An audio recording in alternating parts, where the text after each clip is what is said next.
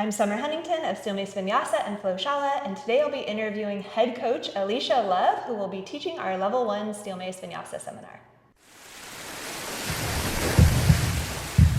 So Alicia has been working with me for a number of years. She's been a head coach inside of our 100-hour virtual Mace Vinyasa teacher training, and she's stepping into a greater degree of leadership in leading our Mace Vinyasa Level 1 seminars.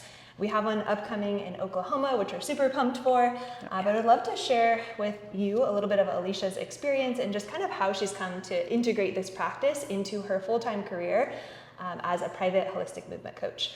So Alicia, feel free to fill us in, like how many seminars, how many workshops have you been to, and how does this apply to your own practice and then your work with clients? Yeah, I've been to 4 seminars and also co-taught Level 2, which is our advanced program design. I've been to a weekend-long workshop and also 2 retreats that have been epic.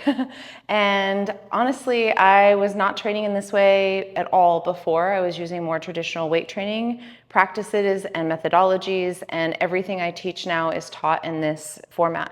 So whether it's kettlebells or animal flow, steel mace, especially heavy clubs, I'm always using this prime, condition, flow, and decomp format.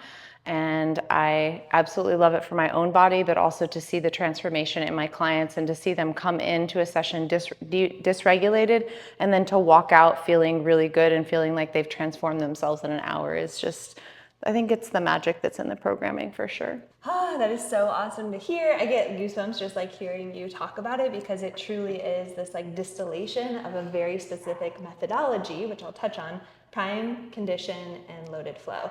So at the Level 1 seminar, you will be given a manual, either paper version or if you're virtual, you'll get PDF. And it's really broken down step by step. Like there's literally a prime section, a condition section, and a flow section. Prime is our mobility, where we're integrating joint mobility into asana. So moving out of just static stretches, but actually like moving in and out of the stretches to pulp the fascia and create more range of motion. Then we transition into our conditioning HIIT circuit, and then we're utilizing HIIT protocols. We're using the steel mace. This is a 7-pound steel mace. We range from 5, 7, all the way up to 10-pound steel mace.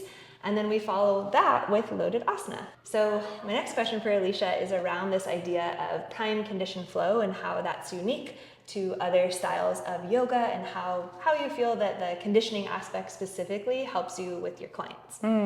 The priming section is going to prepare you and your body for the neural pathways that you'll be working through in the conditioning rounds.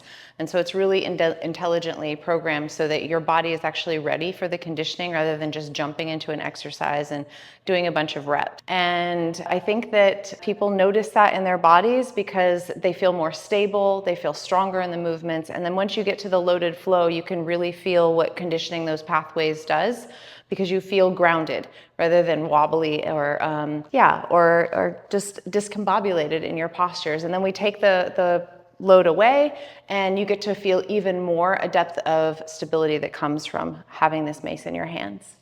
Yeah, I think people are often surprised because they think Steel Mace Vinyasa is just like loaded yoga poses, but it's really so much more than that. In the Steel Mace Vinyasa Level 1 seminar, you'll be covering all of the foundational loaded asana conditioning exercises so that you really have a strong toolbox.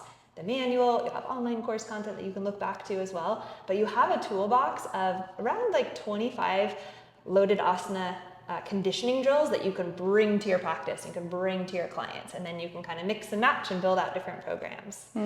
Something I want to add to that too is I feel like I practiced yoga for 20 years before I found a steel mace, and I was going to other modalities, like I was running and I was lifting weights and I was practicing yoga. And this practice is really holistic. It includes conditioning movements that help strengthen your cardiovascular system, but also the anaerobic system. So you're pushing that upper echelon of your fitness level while also getting really strong muscles and improving your cardiovascular strength. Yeah, it really has the best of both worlds. It has the mobility, it has conditioning and HIIT, it has loaded yoga, unloaded yoga poses.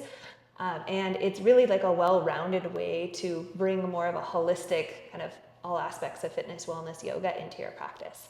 My final question for you, what would you tell somebody that's on the fence about joining the upcoming seminar in Oklahoma, or it's virtual, it's coming up September, I believe it's like somewhere around the 20th. Yep, the 20th, 21st. 20th Yep. and 21st. What would you tell somebody that's on the fence, that's been watching this stuff for a while, they're curious, but they're not really sure they're ready to take the plunge? What would you tell them? I would say that I think that intuitively you're on the fence for a good reason. And I think that if you just take that step, you'll walk away having tools for autonomy so that you can not only take care of yourself, but teach others how to take care of their bodies in the most holistic way that I've been able to find. And I've been in this industry for 25 years. So yeah. All right, if you learned something, feel free to pop a little comment down below, and you can find all of our workshops and events on the Shala website under the workshops tab. Thanks so much, and I look forward to seeing you guys at a virtual seminar and allowing you to really deepen your practice. Thank you.